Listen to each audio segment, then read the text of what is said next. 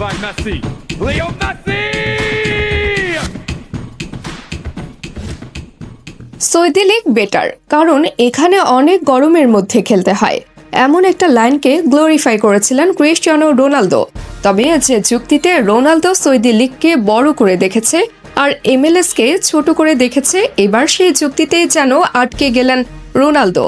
Messi যেন CR7-এ সেই যুক্তি তুড়ি মেরে উড়িয়ে দিয়েছেন, নিজে করে দেখিয়েছেন এমন কিছু যা দেখে হয়তো রোনালদোই বলতে বাধ্য হবেন, এও কি সম্ভব? উত্তরটা হ্যাঁ, সম্ভব। কঠিন অধ্যাবসায় থাকলেই সম্ভব।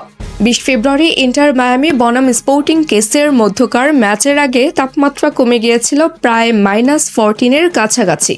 রাস্তায় বরফ জমে গিয়েছিল, মাঠে ফুটবলার সারা শরীর ঢেকে মাঠে নেমেছিল, পুরো শরীর কাভার আপ করে মাঠে নামতে হয়েছিল মেসিকেও, তাও যেন দৌড়াতে কষ্ট হচ্ছিল।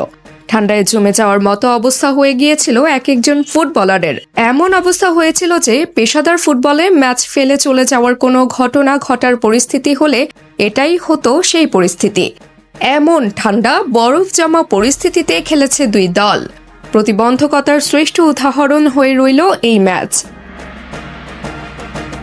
আর এই ম্যাচের পরে ক্রিস্টিয়ানো রোনালদোর কথাই হয়তো মনে পড়েছে ফুটবল ভক্তদের, কারণ নেহায়েত মামুলি নয়। রোনালদো বরাবরই বলে আসছেন সৌদি লীগ প্রায় বেশ কটা লিগের থেকে ভালো। 40-45 ডিগ্রি সেলসিয়াসের মধ্যে খেলতে হয়, যা স্বাভাবিক তাপমাত্রার থেকে বেশি। কিন্তু CR7-কে কে বোঝাবে গরমে খেলা যেমন কষ্টের, ঠিক তেমনই কনকনে ঠান্ডার মধ্যে খেলাও দুষ্কর, যেমনটা মেসির ক্ষেত্রে হয়েছে। কনকনে ঠান্ডায় ম্যাচ খেলার অভিজ্ঞতা অর্জন করেছেন মেসি। রোনালদোর থিওরি অনুযায়ী MLS-এ খেলাও এখন কঠিন হয়ে পড়েছে। তবে রোনালদোর কথাটা মেসি ব্যক্তিগতভাবেই হয়তো নিয়েছিলেন, কেননা দুই দলের মধ্যে মাত্র একটা গোল হয়েছে, আর সেই গোলটাও এসেছে মেসির পা থেকে। বাকিদের কেউ স্কোরশিটে নাম তুলতে পারেনি। মেসির পা ছুঁয়ে আসা গোলটাই ম্যাচের একমাত্র গোল ছিল। রোনালদোর কথা অনুযায়ী সবচেয়ে বেশি প্রতিবন্ধকতা সৌদিতে, কিন্তু বাস্তবে এই কথার ভিত্তি নেই। কম বেশি সব লিগেই প্রতিবন্ধকতা আছে।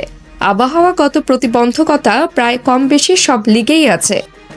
সৌদি প্রো লিগে যেমন অত্যাধিক গরম, তেমনি MLS-এ তীব্র শীত। তাবাসসুম হকানিকা, টিম স্পোর্টস।